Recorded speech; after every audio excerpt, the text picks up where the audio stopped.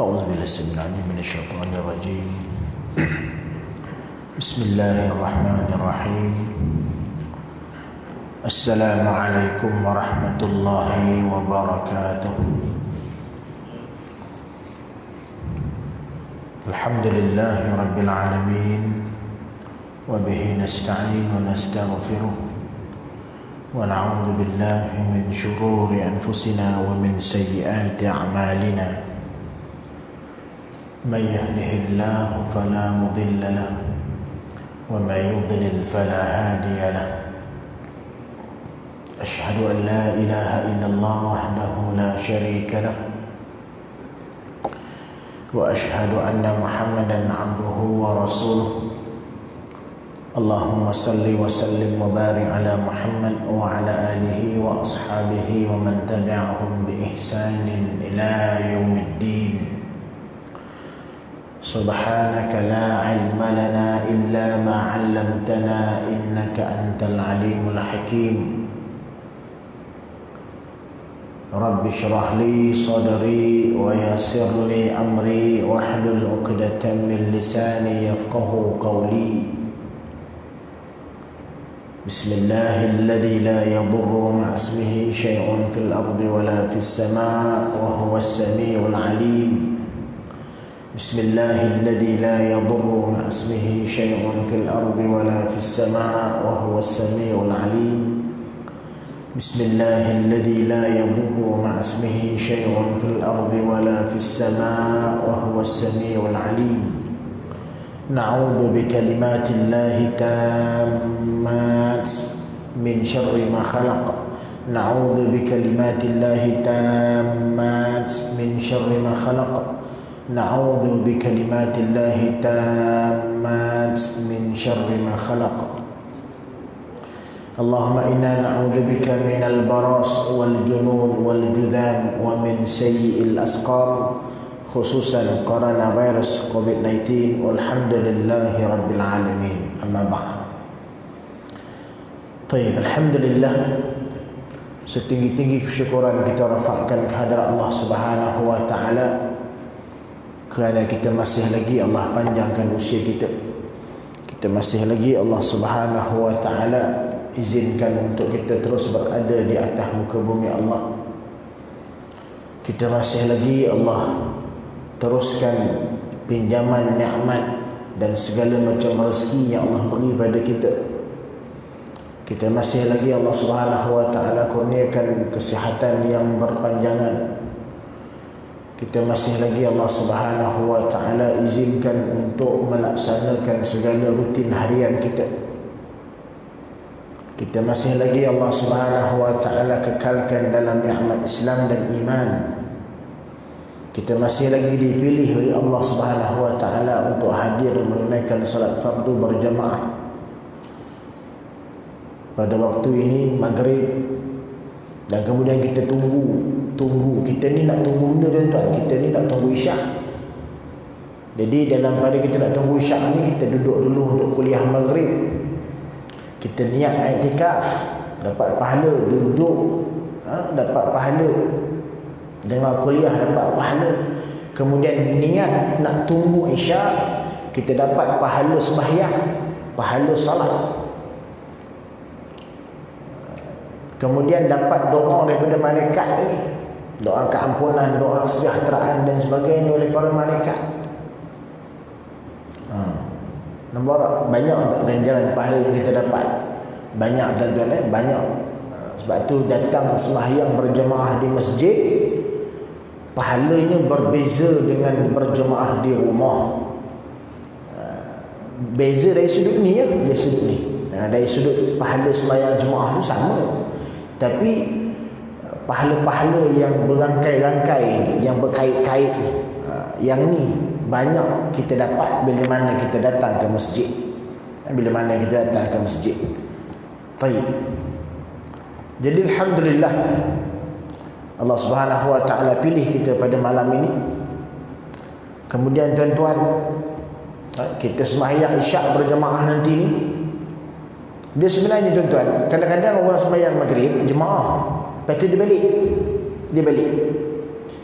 balik tu belum tentu dia boleh datang balik isyak nanti. Itu masalah kan. Kalau dia balik ke rumah ada urusan sekejap, lepas tu dia datang balik masjid, tak apalah. Ini kadang-kadang dia balik, dia kan balik pun dia pergi makan, lapar perut kan, pergi makan kedai mamak lah, makan kedai tom yam kan, kena tom yam semangkuk kan, telur dadak, kailan ikan masin, daging masak Thai kan. Tengah-tengah makan tu azan isyak, pakat tak mari dah, tak datang dah. Ataupun lepas makan tu, lepas minum azan isyak tapi berat perut dah, kenyang, ya tak apalah, mayang jemaah kat rumah. Rugi dah tuan, rugi. Sebab apa tuan-tuan? Kita banyak utamakan, yang banyak kita ni dia dulukan maghrib, dia sembahyang maghrib berjemaah, lepas tu dia balik. Isyak tu kadang-kadang tak datang. Yang datang alhamdulillah lah, yang tak datang rugi dah, rugi. Sebab apa? Sebab kalau tengok yang afdalnya ataupun yang lagi banyak pahala, kita akan dapat pahala bonus, pahala tambahan bila mana kita sembahyang isyak berjamaah di masjid. Apa pahala bonus dia? Nabi sebut kan, bila mana kita sembahyang isyak berjamaah kan, seolah-olah kita akan mendapat pahala separuh malam, pahala sembahyang separuh malam. Jangan datang maghrib tadi, lepas tu tak datang isyak, rugi tak? Rugi.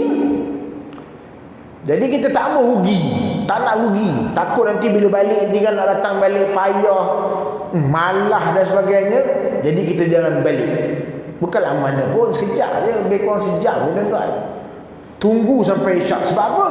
Sembahyang berjemaah isyak di masjid, pahalanya seolah-olah kita sembahyang separuh malam. Sembahyang separuh malam tuan-tuan, 2 rakaat naik, 2 rakaat naik, 2 rakaat naik, 2 rakaat lepas salam naik lagi, Allahu Akbar, lepas tu Assalamualaikum warahmatullahi wabarakatuh, Assalamualaikum warahmatullahi, naik lagi, Allahu Akbar, straight 6 jam. Tuan-tuan boleh buat? Kalau boleh buat tak apa, tak datang isyak, tak apalah ustaz, setakat nak dapat pahala sembahyang 2 rakaat 6 jam saya boleh buat. Okey, buat. Nak datang sembahyang jemaah pun payah. Ini kan pula nak buat 6 jam sembahyang non-stop, payah tuan-tuan. Tapi nampak tak, Allah Subhanahu Wa Taala Maha bijaksana, tahu dah umat Nabi Muhammad ini nanti akan datang sibuk dengan urusan dunia dan sebagainya. Allah kurniakan amalan yang simple tapi ganjaran pahala yang besar. Ini dia yang dapat pada umat Nabi Muhammad, tak dapat pada umat Nabi-Nabi lain. 6 jam boleh sembahyang non-stop, tak dapat, tak boleh. Jadi datang sembahyang berjemaah isyak di masjid, dapat pahala seolah-olah kita sembahyang separuh malam. Besok sembahyang subuh, jangan lupa datang sembahyang berjemaah di masjid, kata Nabi mendapat pahala seolah-olah sembahyang seluruh malam. Allah Rabbi tuan-tuan, 10 malam 12 jam. 12 jam kita punya pahala sembahyang tuan-tuan, non-stop, 2 rakaat 2 rakaat 2 rakaat 2 rakaat 2 rakaat sampai 12 jam. Berapa ribu rakaat kita dapat buat. Kita tak buat pun, tapi pahala yang kita dapat seolah-olah kita sembahyang seluruh malam. Jadi para ulama sebut tuan-tuan, nak dapat ganjaran ni, para ulama sebut dalam hadis tersebut yang dibahas oleh para ulama, nak dapat ganjaran ni mestilah di sembahyang isyak dan subuh di masjid. Mesti dua-dua di masjid, baru dia dapat ganjaran pahala yang Nabi sebut tadi. Isyak separuh malam, subuh seluruh malam. Dia tak boleh jemaah ke rumah, ataupun dia tak boleh isyak je buat, subuh tak buat, atau subuh buat, isyak tak buat. Jadi subuh dengan isyak ni kena jaga balik supaya kita dapat ganjaran pahala yang besar. Amalan yang simple, sekejap je. Sembahyang isyak tak sampai 5 minit tuan-tuan, mungkin 7 minit 8 minit kan sembahyang isyak. Sembahyang subuh 5 minit je kan, mudah je sembahyang subuh sembahyang isyak tu, tak lama mana pun kita dah dapat pahala yang banyak, yang berlipat kali ganda, yang kita tak mampu nak buat pun. Macam orang duk rebut-rebut apa? Rebut-rebut Lailatul Qadar. Gitulah. Dapat beribadat, pahala beribadat selama 1000 bulan. Mana mampu kita buat. Tapi Allah beri ganjaran tersebut bagi orang-orang yang ingin merebut ganjaran pahala tersebut. Jadi jangan baliklah lepas bayar maghrib tu duduk sekejap dengar kuliah maghrib lebih kurang setengah jam 4 minit itu, dapat pahala i'tikaf lagi, dapat pahala sembahyang, dapat pahala kuliah maghrib, dapat doa malaikat dan sebagainya. Jadi jangan balik, tunggulah sampai sembahyang isyak, kemudian kita pun baliklah lepas pada sembahyang isyak tu, insya-Allah. Mudah-mudahan tuan-tuan. Baik. Muslimin muslimat yang dirahmati Allah, muslimin yang dirahmati Allah sekalian.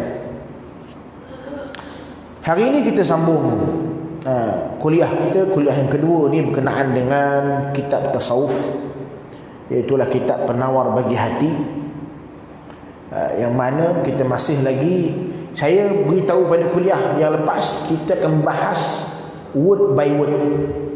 Kita akan bahas setiap baris dan setiap perkataan dalam kitab ni.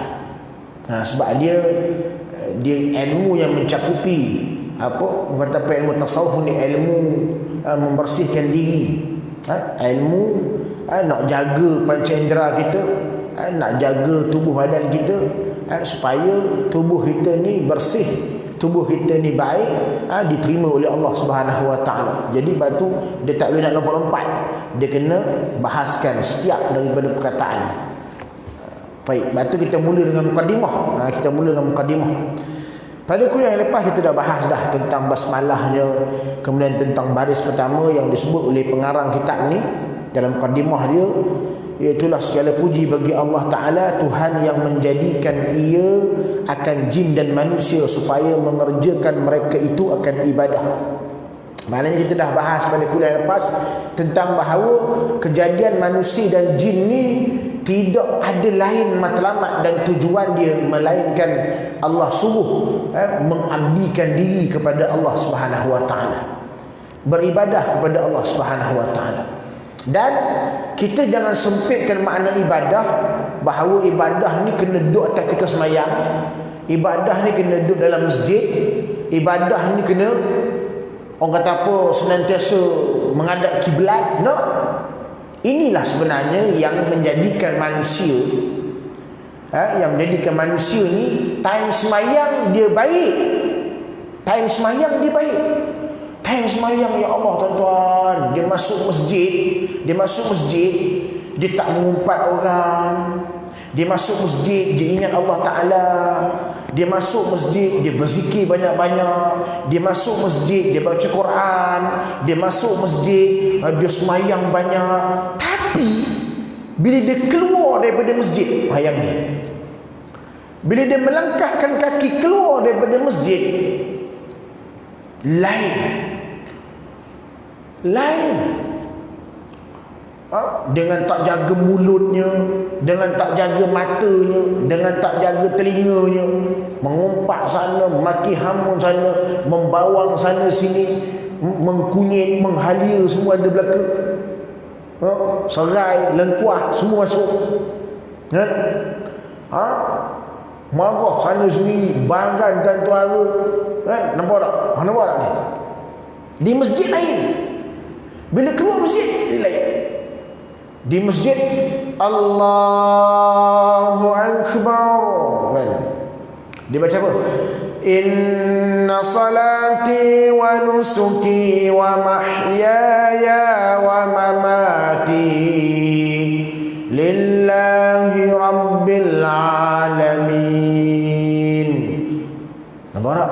Sesungguhnya salatku, ibadahku, hidupku, matiku hanya untukmu ya Allah. Hanya untukmu Tuhan yang menguasai hari akhirat, hari pembalasan. Tapi bila dia keluar daripada masjid,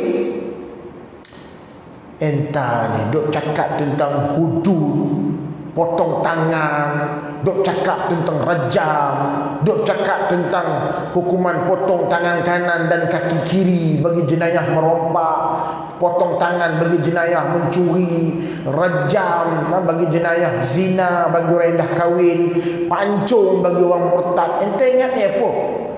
Ente ingat ni zaman padang pasir ke? Zaman unta ke? Mana sesuai? Ni zaman moden. Ni zaman Ferrari, zaman Porsche, zaman millennium, zaman kereta atas kepala. Kan kereta atas kepala kan, duduk bawah flyover, kereta atas kepala kan. Zaman kapal terbang, zaman jet, zaman Concorde, mana sesuai undang-undang hudud. Ni kalam daripada orang yang mengasingkan ibadah dalam kehidupan mereka. Ibadah bagi dia hanya ke masjid sembahyang. Keluar daripada masjid, dia dah bukan orang Islam dah, bukan orang beriman kepada Allah Subhanahu Wa Taala. Inilah mereka tuan. Perasan tak? Perasan? Kita tahu benda ni. Dalam masjid, inna salati wa nusuki wa mahyaya wa mamati lillahi rabbil alamin. Hanya untukmu ya Allah, hidupku matiku hanya untukmu. Kemudian iyyaka na'budu wa iyyaka nasta'in. Kepada Engkau lah kami sembah dan kepada Engkau lah kami memohon pertolongan. Hanya kepada Engkau, iyyaka, hanya kepadamu wahai Allah. Kami na'budun, kami sembah. Kami mengabdikan diri. Hanya kepadamu lah kami minta pertolongan, tak ada pada lain. Tapi bila tiba Allah kata was-sariqu was-sariqatu faqta'u aydiyahuma jazaa'an bima kasaba nakalam min Allah wallahu azizun hakim. Pencuri lelaki, pencuri perempuan, hendaklah dipotong tangan mereka berdua sebagai balasan terhadap apa yang mereka kerjakan, sebagai hukuman pencegahan daripada Allah. Allah Maha Bijaksana lagi Maha Berkuasa. Allah Maha Berkuasa lagi Maha Bijaksana. Allah sebut tu. Tak boleh, mana boleh. Ni zaman milenium tak boleh. Zaman padang pasir, zaman unta boleh lah. Nampak tak? Dah mana pergi tadi inna salati wa nusuki wa mahyaya wa mamati lillahi rabbil alamin. Iyyaka na'budu wa iyyaka nasta'in. Mana pergi? Mana pergi? Inilah yang kadang-kadang kita tak boleh nak muhasabah. Pasal apa dalam masjid Allah kita macam malaikat. Bosnya subhanallah, subhanallah, subhanallah. Ya Allah, ya Tuhanku, tolonglah ya Allah, murahkan rezekiku ya Allah, ampunkan dosaku ya Allah. Keluar daripada masjid menentang undang-undang Allah Subhanahu Wa Taala. Tidak beriman pada apa yang Allah Subhanahu Wa Taala turunkan. Ni tak betul tuan-tuan, ni tak betul. Sebab Allah sebut wa ma khalaqtul jinna wal ins illa liya'budun. Aku tak jadikan jin dan manusia ni melainkan semata-mata aku nakmu wahai jin dan manusia mengabdikan diri kepada aku. Bila maksud mengabdikan diri, sami'na wa ata'na. Apa saja perintah Allah, apa saja datang daripada Allah, tidak ada pilihan kedua, ketiga, keempat. No. Allah sebut dalam Quran, tidak patut dan tidak boleh bagi orang-orang yang beriman itu bila Allah tetapkan suatu perkara, ada pula pilihan lain bagi dia. Allah kata A, dia pilih B. Allah kata B, dia pilih C. No, itu bukan orang beriman. Sebab Allah sebut dalam Quran, innamal mu'minuna alladhina amanu billahi wa rasulih thumma lam yartabu. Sesungguhnya yang beriman itu, sesungguhnya orang-orang beriman itu ialah yang beriman kepada Allah dan Rasul, kemudian tidak ada ragu-ragu dalam hatinya. Tidak ada sebarang keraguan dalam hati dia. Ni ambil ibrah, ambil contoh pengalaman, kisah daripada mana? Kisah Nabi Allah Ibrahim alaihissalam. Macam mana Nabi Allah Ibrahim ketika diperintahkan tinggalkan Hajar dengan anaknya Ismail di padang pasir. Tuan-tuan sanggup ke buat? Kalau daripada manusia perintah tu, bos kita kan, pengarah urusan, Rahim, nanti besok kau tinggalkan anak dan bini kau kat hutan Pahang. Confirm tak buat? Tapi Nabi Allah Ibrahim, Allah yang suruh, dia tinggalkan. Hajar, kau duduk sini dengan Ismail. Terkejut Hajar. Ibrahim balik terus, kejar. Wahai Ibrahim, apa salah aku? Kenapa tinggalkan aku di sini?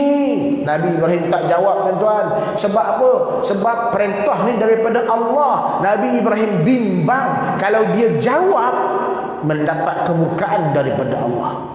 Dia tak jawab, dia senyap. Wahai Ibrahim, Hajar kejar pergi kendung anak Ismail ni. Apa salah aku? Kalau pun betul aku bersalah, ambil anak ni. Ni anak yang kau nak, yang kau dambakan semasa berkahwin dengan Sarah. Kan Nabi Allah Ibrahim AS kahwin dengan Sarah, tak ada anak.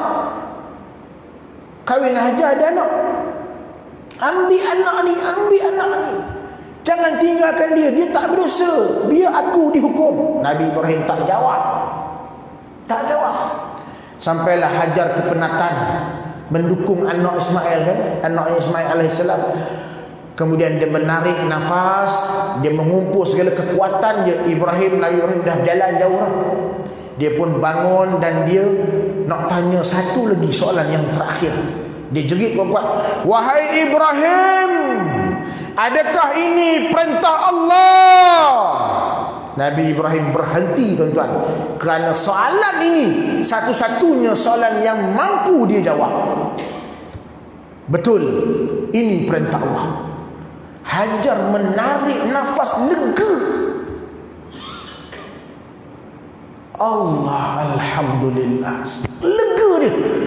Wahai Ibrahim, kalau ini perintah Allah, aku redha dan aku terima, kerana sesungguhnya Tuhanku tidak akan menganiaya atau menzalimi hamba-hambanya. Allah Rabbi, tuan-tuan. Nampak tak? Duduk tengah-tengah padang pasir, apa pun tak ada. Depan padang pasir, belakang padang pasir, kanan padang pasir, kiri padang pasir, atas langit terbentang luas, bawah padang pasir. Tapi oleh kerana ketaatan dan keimanannya kepada Allah Subhanahu wa taala yang tanpa berbelah bagi, bila tahu ini daripada Allah, Hajar taat, sami'na wa ata'na.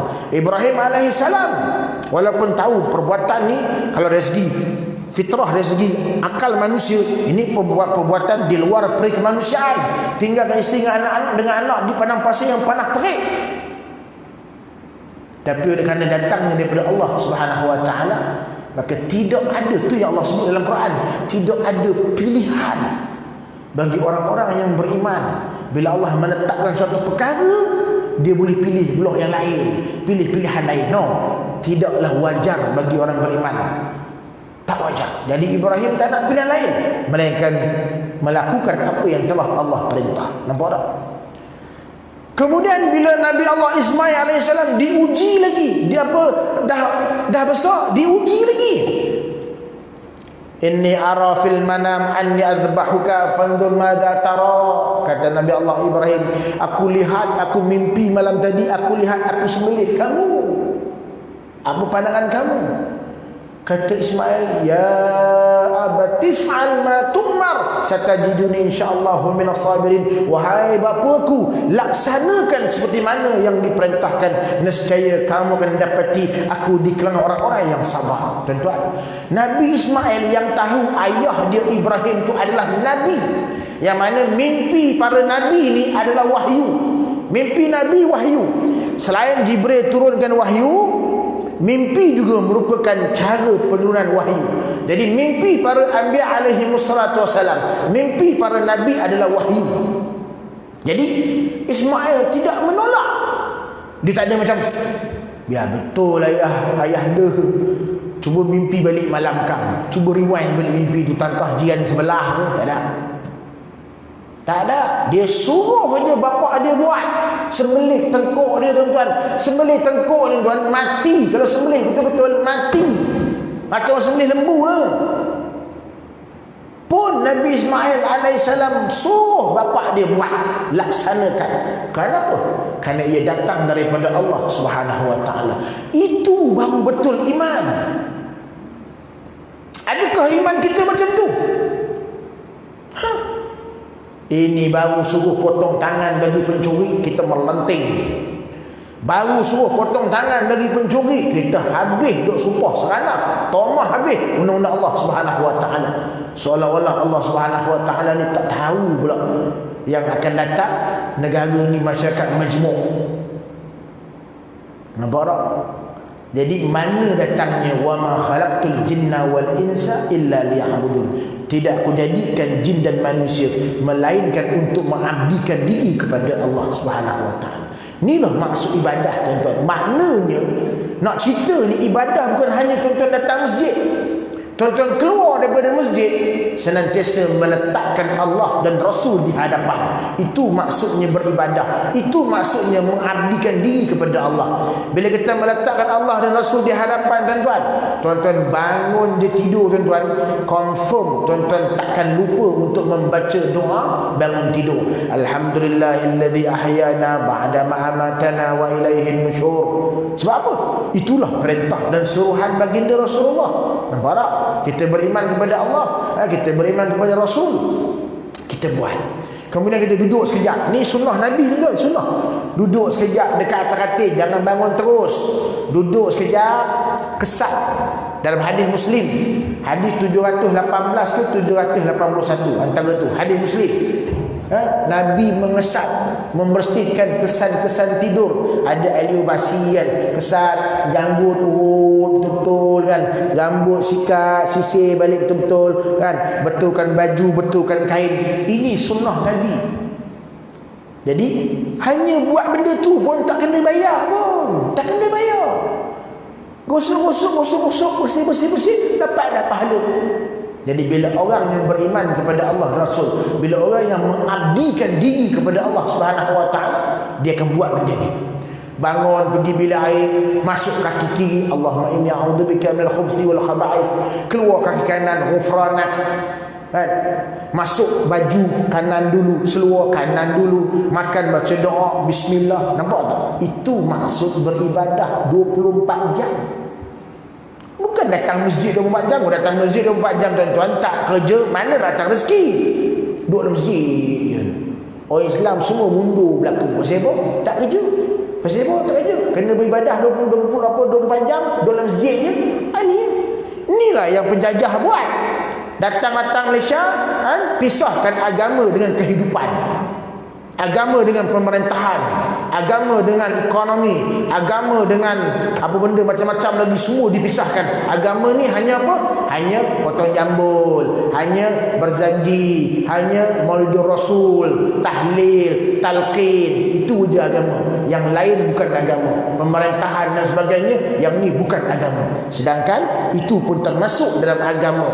Yang mana kalau semua urusan atas dunia ni kita meletakkan Islam di hadapan, maka kita dianggap telah melakukan ibadah. Rasul amru al-Islam, kepala segala perkara Islam. Keluar rumah baca doanya kan, datang pejabat assalamualaikum, assalamualaikum, senyum, salam dan sebagainya. Salam tak boleh kan, kenyalah hari ni kan. Dulu boleh salam-salam kan, beri salam, senyum kan. Lepas tu yang buka kedai makan bagai semua kan, pasang kaset ngaji Quran dan sebagainya. Lepas tu di pejabat-pejabat ada budaya solat tahajud, solat duha. Pukul 9 pagi semua pergi surau solat duha dan sebagainya. Nampak tak? Kita makan pun beringat-ringat kan, makan sikit je, sekadar-sekadar tu, tak adalah makan sampai 3-4 pinggan. Dan kita banyak tidak mencampuri urusan yang tak ada kena-mengena dengan diri kita. Min husnil islamil mar'i tarkuhu ma la ya'nihi. Di antara keelokan, kesempurnaan Islam seseorang, dia meninggalkan perkara-perkara yang tidak ada kena-mengena dengan diri dia. Nampak tak?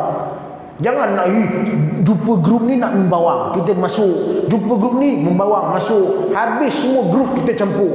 Habis semua benda kita masuk campur. Sedangkan tak ada kena-mengena pun dengan diri kita. Sebab tu bila orang kata tak sempat nak baca Quran, tak sempat nak semayang, bohong.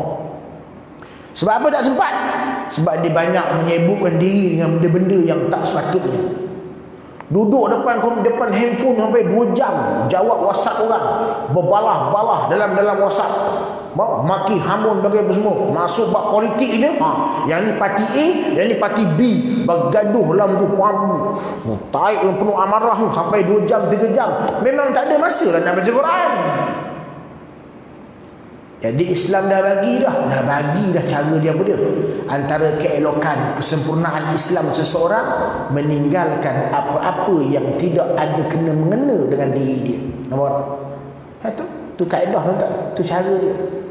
Sebab tu tuan-tuan, bila kita meletakkan Allah dan Rasul di hadapan, kita celik mata je, terus ingat Allah, sampailah kita tutup balik mata dengan zikrullah. Tuan-tuan tahu tak? Antara zikir tidur yang kita dah baca apa? Bismillahirrahmanirrahim mahya wa amut. Itu je dah. Daripada kecil belajar kafar sampailah ke besar, itu ya doa dia. Bismillahirrahmanirrahim mahya wa amut. Sedangkan tuan-tuan bila dikumpul daripada hadis, doa atau bacaan atau zikir ketika nak tidur ni lebih daripada 30 jenis. Bukan hanya bismillahirrahmanirrahim mahya wa amut je, dah. Lebih daripada 30 jenis. Antaranya apa dia? Subhanallah, subhanallah, subhanallah. Yang kita duk zikir lepas mayang tu, rupa-rupanya adalah zikir sebelum tidur juga. Jadi maknanya lepas tuan-tuan baca Fatihah, baca ayatul kursi, baca 3 kul, cium ke tangan, sapu seluruh tubuh kan, dalam hadis Bukhari kan, tuan-tuan pun baring. Lepas tu bacalah bismillahirrahmanirrahim mahya wa amut, ambil tasbih, zikir subhanallah, subhanallah, subhanallah, subhanallah, subhanallah, subhanallah, subhanallah, subhanallah, subhanallah. Boleh tuan-tuan. Akhir kalam gitu subhanallah kan. Alhamdulillah, alhamdulillah, alhamdulillah, alhamdulillah, alhamdulillah, alhamdulillah, alhamdulillah, alhamdulillah, alhamdulillah, alhamdulillah. Tuan-tuan. Allahu akbar, Allahu akbar, Allahu akbar, Allahu akbar, Allahu akbar, Allahu akbar, Allahu akbar, Allahu akbar, Allah. Allah tuan-tuan. Allah di akhir kalam kita. Ini tidak, sebelum tidur je tengok akaun bank, Maybank to you. Ush, ada 20,000 duit. Nak beli MPV, nak beli Alphard ke Estima. Alphard ke Estima, Alphard Estima, Alphard Estima, Alphard Estima, Alphard Estima, Alphard. Malam tu wafat terus. Inilah zikir itu. Zikir sebelum tidur kita, zikir dunia. Dah lah 20 sehari suntuk siang tu fikir dunia dah. Malam pun fikir dunia juga. Sedangkan antara zikir sebelum tidur kan itulah yang 33 kali subhanallah, 33 kali alhamdulillah, dan 34 kali Allahu akbar. Ini dalam hadis Tirmizi kalau tak silap saya. Nampak tak? Bila orang beriman kepada Allah, sampai dia nak tidur, dia tutup mata pun dia ingat Allah Subhanahu wa taala. Itulah maksudnya mengabdikan diri kepada Allah. Itulah maksudnya tidak aku jadikan jin dan manusia melainkan untuk mengabdikan diri kepada Allah. Nampak tak? Kemudian lagi yang sangat mengetahui ia akan yang tersembunyi dalam dada dan segala mata yang khianat. Jadi Allah ni tuan-tuan, Allah ni wallahu ya'lamu ma fis sudur. Allah ni dia mengetahui apa saja yang ada dalam hati kita. Apa saja yang ada di dunia ni sebelum akan datang, semua dalam pengetahuan Allah Subhanahu wa taala. Bila kita tolak hudud, tadi kembali pada cerita tadi, kita tolak undang-undang Islam atas dasar kita kata undang-undang ini tak sesuai pada zaman hari ini. Sebenarnya kita telah menidakkan kebijaksanaan Allah. Kita telah menafikan pengetahuan Allah. Kita telah menolak sifat Allah, iaitu yang maha mengetahui. Seolah-olah Allah tak tahu. Yang hari ini masyarakat majmuk, bercampur-campur. Jadi tak sesuai undang-undang hudud, tak sesuai. Walhal sesuai dia sebenarnya, ada kaedah-kaedah dia. Kan? Nampak tak? Seolah-olah kita kata Allah tak tahu. Tuan-tuan tahu tak? Syiah. Saya timbalan Presiden Pertubuhan Anti Syiah Kebangsaan. Ini baru saya beritahu. Saya timbalan Presiden Pertubuhan Anti Syiah Kebangsaan. Saya bukan pertubuhan anti Syiah Persin 18 Putrajaya tak. Satu Malaysia saya pegang. Satu Malaysia punya data tentang Syiah saya ada. Negeri mana yang banyak Syiah, daerah mana yang banyak Syiah, siapa ketua dia, semua dalam pengetahuan kita. Ni Syiah ni tuan-tuan, dia punya salah satu daripada dia punya apa, dia punya sifat dia ataupun dia punya agama dia punya manhaj dia ialah al-bada'. Tuan-tuan tahu al-bada' apa? Al-bada' ni ilmu Allah terhad. Allah tak tahu menahu pun tentang apa yang akan berlaku sebelum benda tu berlaku. Ni tuan-tuan tengah duduk ni, Allah tak tahu pun lepas ni apa berlaku.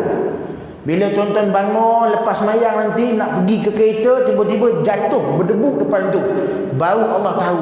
Oh, kau jatuh Ismail, kau jatuh Rahim, oh kau jatuh Osman. Baru Allah tahu. Maknanya ilmu Allah ni terhad. Allah tak tahu sebelum benda tu berlaku. Ni Syiah punya pegangan, Syiah punya agama, Syiah punya manhaj. Sebab tu kami dalam pertubuhan anti Syiah mengkategorikan Syiah secara umum terkeluar daripada Islam.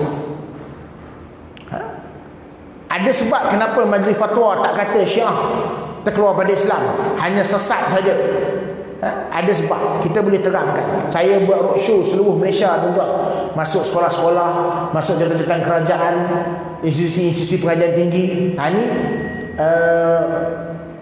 4 September ni di UniKL, kerjasama dengan Pejabat Agama Islam Kelulangan, ceramah tentang Syiah di UniKL Kajang.